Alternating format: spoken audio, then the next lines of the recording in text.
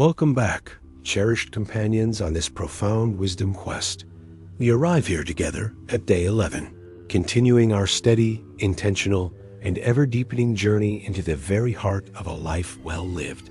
With each day that we spend together in this shared exploration, we are not merely adding another isolated concept to our intellectual toolkit. We are consciously and skillfully layering insights, cultivating new practices, and expanding our perspectives, weaving a richer, more resilient, and deeply integrated inner tapestry, a coherent framework of understanding that is at once strong, compassionate, wise, and profoundly practical. Yesterday, our path led us into the clarifying, challenging, and ultimately liberating practice of the Socratic Method. We discovered the timeless art of disciplined questioning as a powerful tool for dismantling our false certainties, for courageously examining our own most cherished and often unexamined assumptions, and for cultivating the master cardinal virtue of prudence or practical wisdom.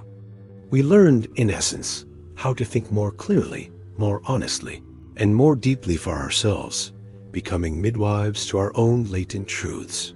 Having sharpened the indispensable tool of our own minds, having cultivated a greater capacity for intellectual clarity and humility, we are now beautifully and powerfully poised to address one of the most fundamental and enduring questions of human existence. Having understood ourselves with greater clarity, how then shall we treat others? How do we build relationships, families, teams, and entire communities that are based not on power or convenience, but on unwavering integrity, mutual respect, and shared, collaborative flourishing? Today, we explore a principle so foundational, so intuitively resonant, so elegant in its simplicity, and so breathtakingly universal in its scope that it has been discovered, cherished, and placed at the very heart of ethical life by nearly every major culture, religion, and philosophical tradition on Earth. We dive into the golden rule and the profound, inescapable power of reciprocity.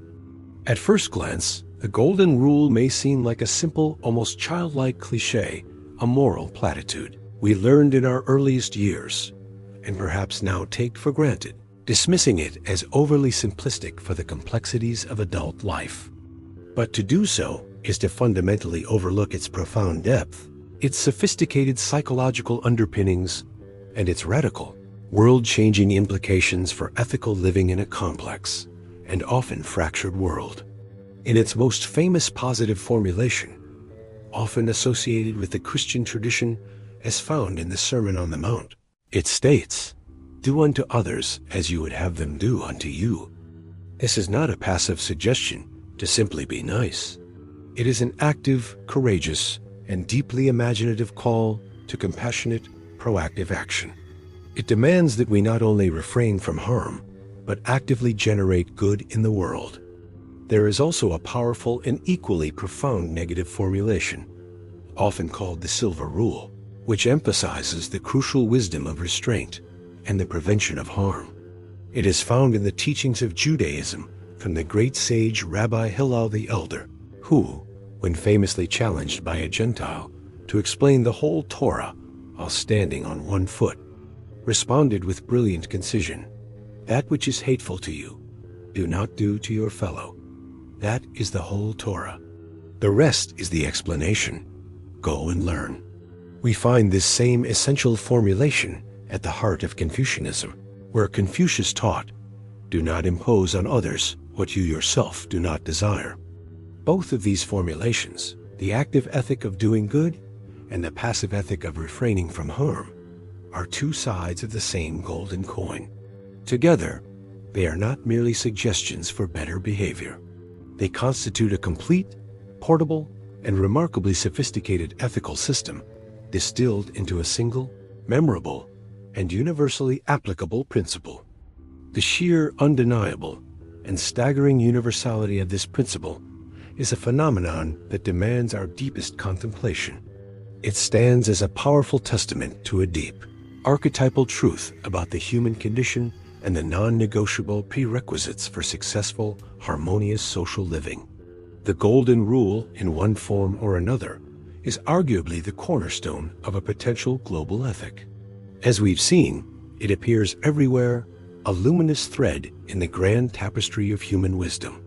We see it in Hinduism's Mahabharata, which declares with stunning clarity, one should not behave towards others in a way which is disagreeable to oneself.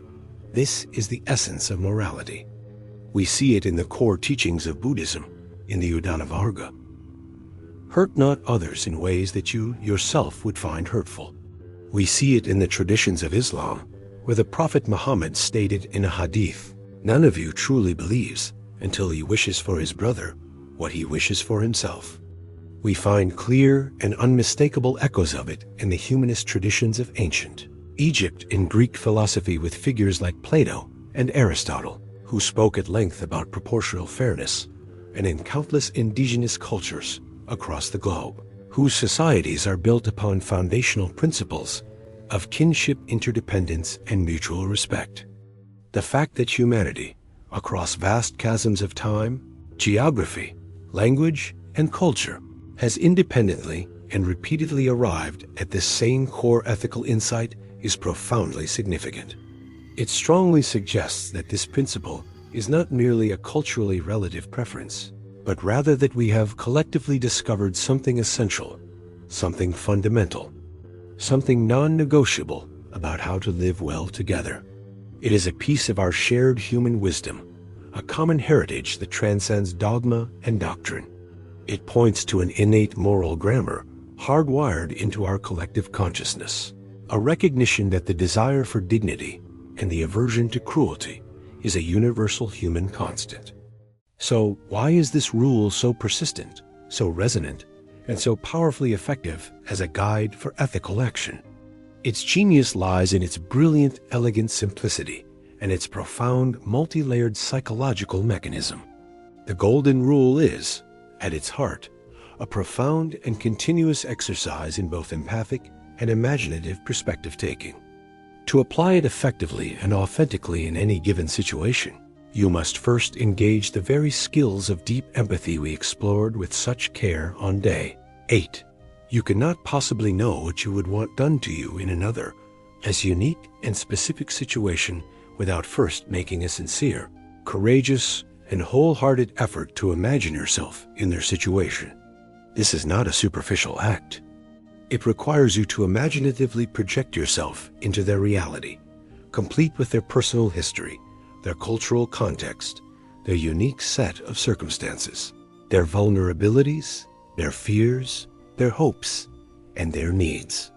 It forces you to move beyond the powerful gravitational pull of your own self-centered perspective and ask the crucial, world-altering question: if I were them, feeling what they are feeling right now, needing what they are needing, what form of treatment would I truly want? What would feel respectful, kind, supportive, and fundamentally just? It is empathy made practical, concrete, actionable, and ethical. It transforms the feeling of compassion from a warm, fleeting sentiment in your heart into a clear, reliable, and decisive guide for your actions in the world. It takes the abstract cardinal virtue of justice, which we discussed on day 9, and makes it deeply personal, immediate, relational, and real. Justice ceases to be about abstract rights, distant legal codes, or grand political theories, and becomes about treating the living, breathing, vulnerable person in front of you with the very same dignity, respect, and fundamental consideration that you intrinsically feel you deserve. It democratizes ethics, making it accessible to everyone, everywhere, at any time. This brings us to the powerful social and psychological engine, the very mechanism that makes the Golden Rule work so effectively in practice. The deeply ingrained, powerfully motivating, and inescapable principle of reciprocity. Reciprocity is one of the strongest, most fundamental, and most pervasive social norms in all of human culture. It is the deeply held, often unconscious, expectation that people will respond to each other in similar, proportional, and contingent ways, responding to a positive action with another positive action, and to a negative action with another negative one. It's the deep-seated, almost primal instinct that we should repay, in kind, what another person has provided us. This powerful principle is the very bedrock of social trust, of human cooperation, and of the formation of stable, long-lasting social bonds. When you do a genuine, unconditional favor for a friend, you build a reserve of goodwill and what sociologists call social capital, creating an unspoken but deeply felt understanding that they will likely be there for you in the future. This reciprocal altruism, as evolutionary biologists call it, is what allows for complex, large-scale societies to flourish, creating vast interconnected networks of mutual support shared, commerce, collective trust, and social cohesion that would otherwise be utterly impossible in a world of purely self-interested actors.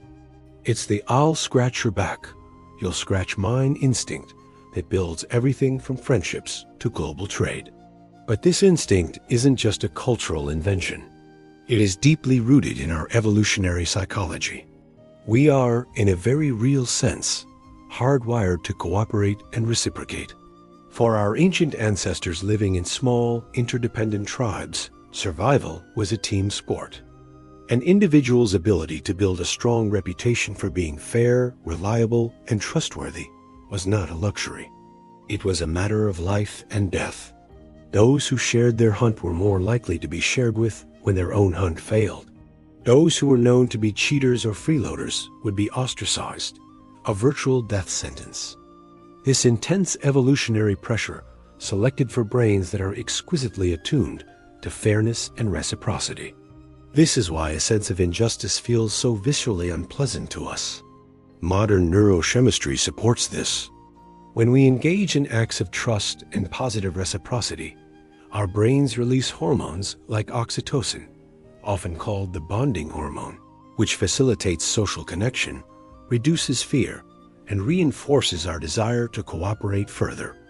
The golden rule, therefore, is not just a high-minded ethical ideal. It is a brilliant cultural articulation of a deeply embedded evolutionary strategy that has proven essential for our species' survival and success. It is a rule that aligns our conscious ethics with our deepest biological predispositions. When we choose to live by the positive formulation of the golden rule, do unto others, ... we are consciously choosing to become the initiators of a positive reciprocal cycle. We are courageously and proactively extending trust, kindness, and fairness into the world, thereby inviting, though not demanding, a positive response. Every act of unsolicited kindness, every fair and honest transaction is a seed planted in the soil of reciprocity. Over time, these seeds blossom into the strong and resilient relationships and communities that sustain us. This is the beautiful upward spiral of positive reciprocity. However, we must also be wise to the shadow side of this powerful human instinct. Reciprocity is neutral. It can also create vicious, downward spirals. This is negative reciprocity, more commonly known as retaliation. When someone harms us, our instinct is often to harm them back. This eye for an eye principle, while perhaps satisfying a primal urge for justice, almost invariably leads to escalating cycles of conflict, vengeance, and suffering.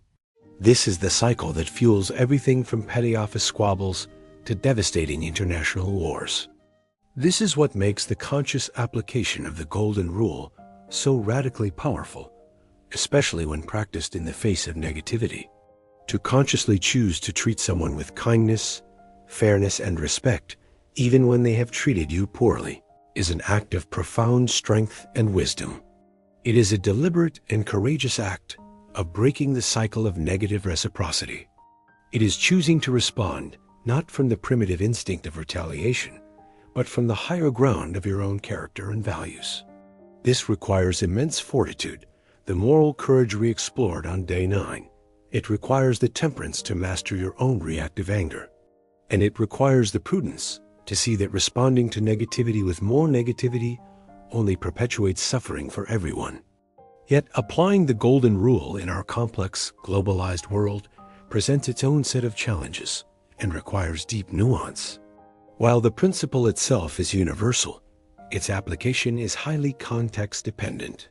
For instance, in individualistic cultures, how I want to be treated might emphasize personal freedom, direct communication, and individual recognition. In more collectivist cultures, the same desire might prioritize group harmony, indirect communication, and respect for social hierarchy. Applying your own cultural preference without awareness could inadvertently cause offense.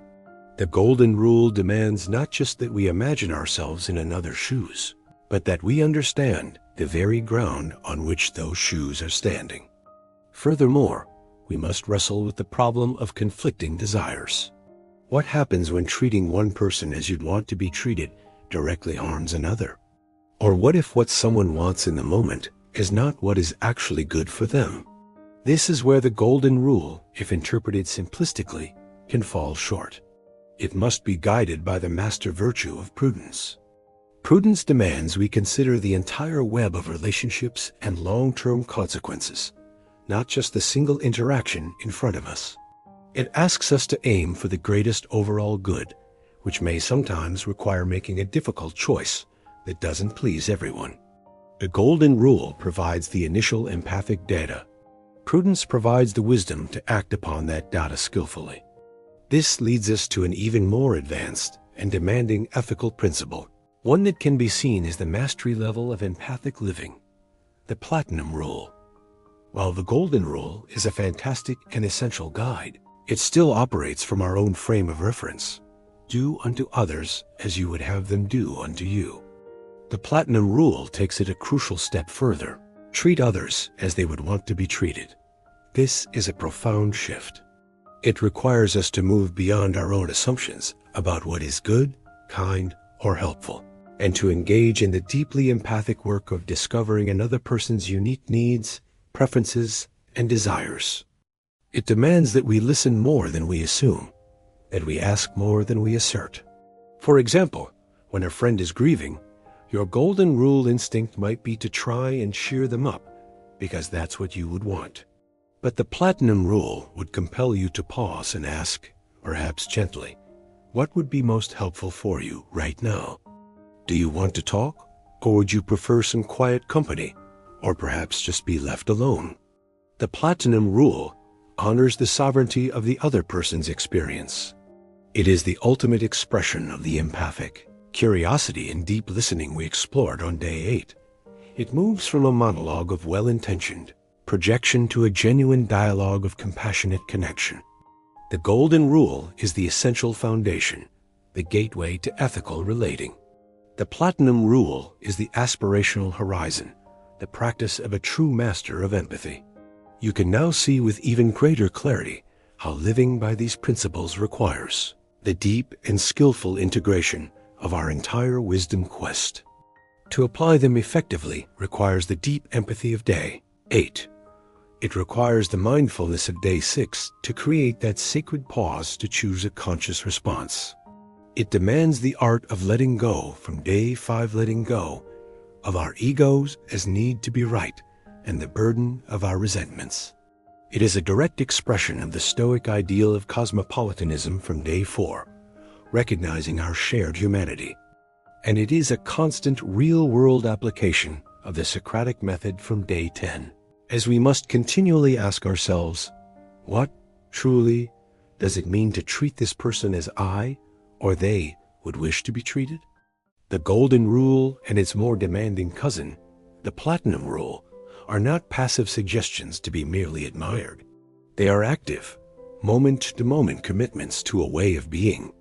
They are a daily practice of compassionate imagination and ethical integrity.